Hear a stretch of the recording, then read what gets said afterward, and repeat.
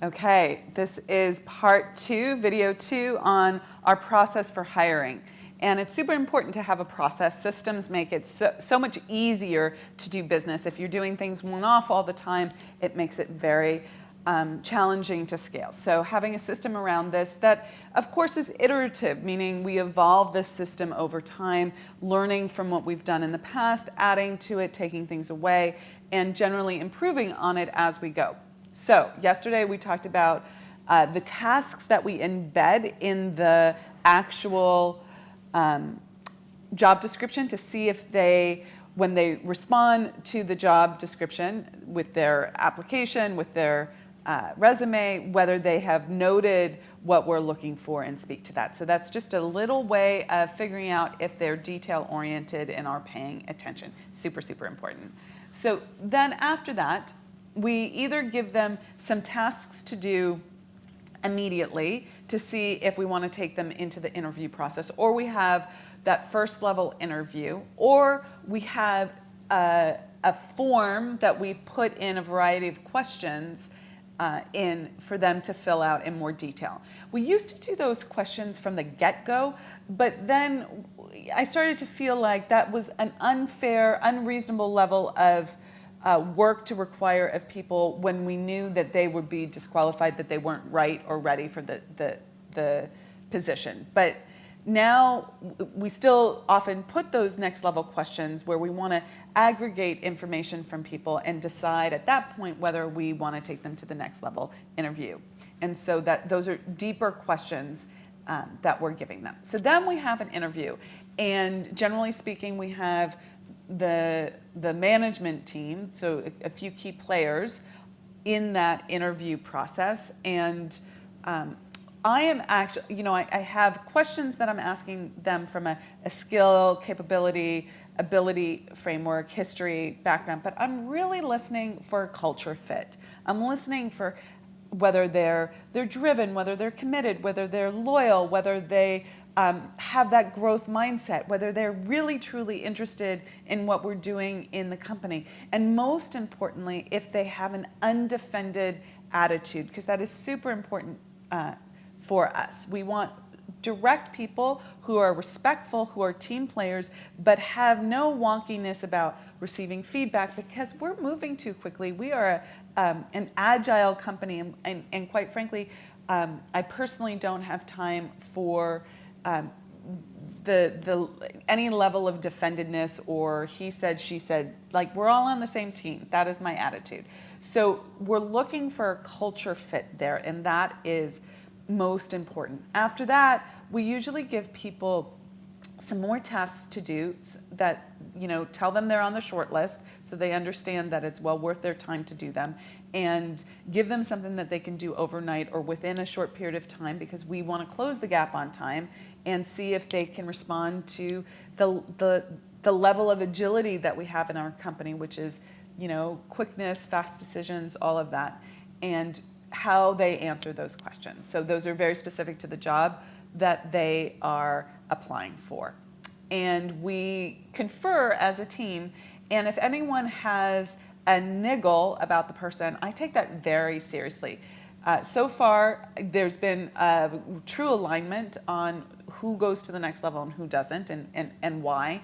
And we then take them to the next level. The last part is either a second interview after that, or we ask them to do some sort of qualification, sort of character test, if you will.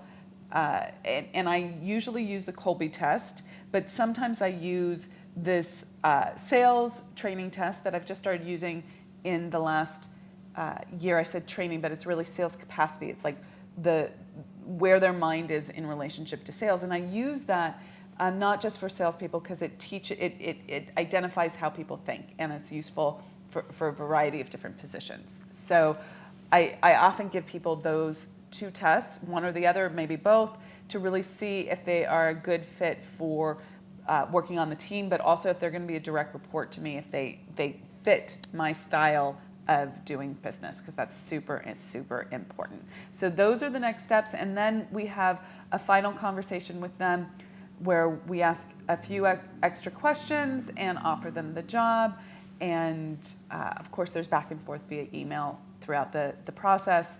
And that's the short version of our hiring process. And so far, it's worked really, really well. In order to have an extraordinary team, you must be an extraordinary leader. There's no two ways about it. You must step up and grow yourself into an extraordinary leader. And this is something that I had to learn for myself. I certainly didn't get birthed this way. I didn't step into the world being a great team leader. But I used the laws of success and the universal laws that I study and teach to really hone my leadership skills. And one of the things that I'm most proud of, the compliments that land the most for me, are when people tell me that I am a great team leader and how I am presenting on the outside to the public is exactly how I'm showing up behind the scenes as well. And I think this is really important. There are so many people who talk a good game and teach a good game and are out there saying, this is how to live and this is how to run your business. But behind the scenes, they treat their team like caca, okay? And that's not okay. In my world, that is not okay. It's not okay to be a rageaholic. It's not okay to blame. It's not okay to shame. It's not okay to finger point. It's not okay to make people, run around with their tail between their legs, scared of their own shadow. This is not who I want to be associated with, right? I don't want to be surrounded by people who are in fear all the time. So I need to be a leader that can lead not through creating fear, but through desire, through calling people to their highest self. And this requires that you step forward into personal responsibility on how you are showing up. And it means that when you're frustrated, that you learn to use your words and communicate with clarity around what your needs are and what's not happening that needs to shift. And to be able to do that without the make wrong, without the finger pointing, without the denigration of another person is such an essential skill to learn. And when someone actually treats another person like that, they can step up and flourish, and then they're not afraid to give you great ideas or share how to solve problems. They won't be afraid to talk to you. They'll thrive and grow in the company, thus growing your company for you. It's so utterly essential. But I see it all the time that people are terribly afraid of making mistakes because in the past they've been in work environments, well, for a lot of reasons, but in part because they've been in work environments in the past where they were shut down and shamed whenever they made a mistake. But really, that's all about the person who is doing the shaming, okay? Take that one. I had to really learn that, okay? That I had to show up differently in order to get and receive and match with people who showed up differently and were undefended and thrivers and people who grew and had a growth mindset rather than being in a limited scarcity mindset. Guess what? Sometimes you make a mistake when you hire someone and it's not the right fit. You've done all the right things. You've gone through your process. You've got a great hiring process, and you've hired someone and you start working with them and you realize this person isn't the right fit for your team, whether that's a culture fit, whether that's a skill set fit. And so what do?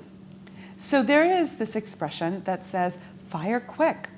And I believe that 100%. Just as a side note, I also believe that you can hire quick. People say hire slow, fire quick. But I actually think that you can do a lot of due diligence in a short period of time and that you don't have to have this be a lengthy, time-intensive process if you are plugged in both to the clarity of what you're doing and to your intuition about people and the process and how it works, and you have high standards for how quickly you move through the decision-making process. So I believe in agility and speed at the front end, and 90% of the time, if you are hiring well, this will work. If you have a good process and a good system for that, it's fine to move quickly there. But occasionally, you won't make a good decision, right? Something will get past you. And that happens. This is one of the things that happens with hiring and team. And when that happens, you must fire quickly. It's absolutely essential. Do not overthink this. If you're getting all the spidey senses that this is not the right fit, you must fire quickly. And I've had to do this twice, and firing people is not a super, super fun experience. It's necessary and it's required to be a good leader and to not have your team being infested, if you will, with a culture that is not part of the culture you want to be developing. You must excise that person from your culture ASAP before any toxicity, any lack of initiative or a different mindset gets infiltrated into your culture. You do not want that. You've spent too much time and effort creating a great culture. Why would you allow that one iota of time in your space? So you must fire quickly. And that does not mean that you have to be belligerent about it. That does not mean that you have to be shaming or wronging about it. It's a very simple process. I recommend that you do it in person or via video conference, and second best would be a phone call. But visual face-to-face is a much better practice, and being very clear about what you're doing and not over-explaining and not dragging it out, and already having a plan about what you need to say and what your next steps are is absolutely critical. So obviously there's a lot more to how to fire intelligently and in a way that really serves both you, the other person, and the company. But that's a little bit of a mindset on how to make a quick decision and close the gap on time in terms of making sure that your culture stays very strong and that you don't waste any energy and time training people and bringing them onboarding when you know it's not the right fit. Okay. There are two things that I want to speak to in team. One is what's really going on when you say, I can't find any good people. Okay. And the second thing that I want to speak to today is what happens when good people leave. Okay. Or if someone departs your team unexpectedly. So when you have the thought in your mind, I can't find someone good for this position, you know that is a lie. You just have to call yourself out on that, okay? There have been positions in my business where I've said, I can't find the right person, or that very hard, or and I know I'm creating a story around this. And you have to unpack that and figure out what's driving that story. Because here's the thing, there are millions of people out there in this world. You think you could find someone who would be absolutely perfect for the position that you're looking for? Yes. The answer is yes, okay? You probably don't want it badly enough, and there's probably something that is blocking you from stepping forward and hiring this person. There's something there's something that's scaring you or fearful for you about it, okay? And you have to identify that and take the action anyway. So no, it's always a story that you can't find good people, right? That's just a lie. There's so many great people. You're either not a vibrational match yet for great people, so you have to grow yourself, or you haven't done something on a system side, like knowing how to write a good job description and how to where to post it and how to post it and how to do that quickly and how to do the whole interview process that we talked about and all of that, or there's a mindset block around it. And generally speaking, there's a mindset block around it. So unpack that, make sure that you are committed to growing through your blind spots, because it's an iterative process. And one of the ways that I've been able to scale my business so quickly is that I'm honest with myself around where I'm stopping myself. Now, sometimes things take longer to learn than other times, but you got to stick with it. Okay, so that's point number one. Point number two, what happens when great people leave, right?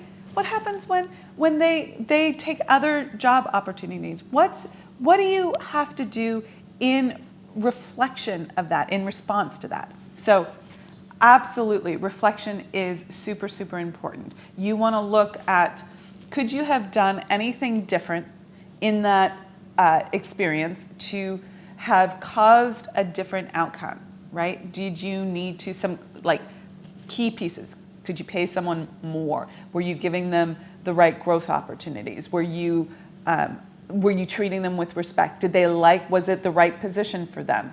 Did they like what they were doing? Were you communicating with them? Were you being a good leader, basically? So there's all of those questions that you want to ask. Were you paying attention to the signs? Did you know that this was coming, but you were turning a blind eye to it? Really think about that. And then if you go through that analysis process and you're really you're good, you're actually, I'm good here, I'm good here, I'm good here, I'm good here, then you have to realize that there's always someone better. Okay, now that is often in the moment you're really? Don't want to think that way. But it's true. Every time I've transitioned in a role in my business, right, I've either had to fire someone or someone left on their own accord, I've always found someone better. Now, part of that is a mindset piece, right? I'm always taking myself to the next level. How can I find an even better person? And I am growing myself to that next level so that I am a vibrational match for the next level person. And that's always been the case every single time. So instead of being disappointed, think of this as an opportunity. Talk about training, because training people to do an excellent job is your responsibility as a business owner. Now that changes over time as you change your role and what you're responsible for, and as you grow your team. There will be other people who are in charge of training as well, as there are layers there. But it is your responsibility to figure out how you are going to train people to work with your style, do the job that they need to do, and not have this be reinventing the wheel every single time you hire someone. Now, there are a couple things that I'd like to share on this. One, you need to have operations manuals. You need to have training videos for jobs that are done repetitively in your business. For instance, we have a podcast, and there are things that we do for the podcast every week that are behind the scenes. And if someone leaves the company, we don't want to have to retrain everyone. Well, you'll have to retrain everyone, but you don't want to do that individually. You want to have that in place. So we have training videos, we have operation manuals, things like that. We have project management tools that we use that are templates that when someone new comes in, that they can just plug in and see how we've done things in the past. It's super important to have your systems in place. Then there's also the kind of training that happens on the fly that's around perhaps your style. Like, I'm super direct. I care about people, but I don't want to spend a huge amount of time on pleasantries, the weather, what the kids are doing, all of that. Like, a little bit of that is fine, but I am let's get down to it. Like, we've got a lot going on. Let's get to it. And that's what's fun to me. So I often have to train people on how to communicate with me. I don't need a lot of back and forth. I'm super direct, all of that. Okay. So what is your style with communication, and do you need to train your team in communicating the way you love to communicate? That should happen in the interview process as well, but there's always a little training up. Now, there's always also training around how you want feedback to happen. Okay, so both feedback to you, like how you want to receive feedback, but also helping them with the feedback for the work that they do, and training them to understand your voice, understand your thinking, how you would approach the marketing, the sales, the strategy work. Because if you're going to fire yourself up and take on a role that's more suited to your genius and not be doing everything yourself, which is impossible, you cannot scale that way, you have to be able to to communicate and train other people in your style of thinking and how you do that. And I find that the iterative process on that is super important. So I'm constantly having conversations around that and actually asking my team, you know, this is the mastermind concept, actually asking my team, what's the best way to give you feedback on this? This is the challenge I'm having. This is what I want you to look at. And they come up with the solutions. I want independent thinkers on my team to bring solutions to me. So that's one of the ways, in just asking that kind of question, one of the ways that I'm training them up, if you will. Now I'm also hiring people that have that character and value already, but there's a synergy there. And there needs to be, sometimes there needs to be more direct feedback around things that aren't balls that are being dropped or things that aren't being done the way you actually need them to be done. And sometimes it's just a very direct comment, like, I need you to do this, and I need you to do it like this. And there might be a little bit more of an intensity in your tone of voice if it's been 3 times you've asked for this kind of thing. You want to make sure that at some point you clarify that. Like, this is, like, I need you to understand that this has gotten to a level where I need you to do it differently. And here's what I need you to do. And that's a more directive kind of conversation versus more collaborative. And there's a time and place for all of that. So I'd love for you to think about how you can take more personal responsibility for training people without overdoing it, right? There's a discernment aspect to this. You have to also let go and let people train themselves. So, and really allow people to figure things out on their own. And then there's a time and a place for you to step in and give your input and insights as the leader to the team. And by the way, I ask my team to train me up too. That is very important. Like, I'm not too proud. I know that there are things that I drop the ball on, or that are my weaknesses, or that I need support on. And I'm like, train me up here, help me out here. How are you going to support me in this? Because this is not what I excel in. I excel over here, you excel over here. Help me get to the next level here.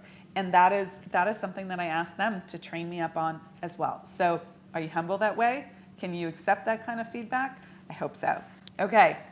I hope you've enjoyed this series on team and that you've watched all the videos. Please let us know in the comments and rock it out. Be unstoppable. I'm Amira Alvarez, founder and CEO of The Unstoppable Woman. Take care. Bye-bye.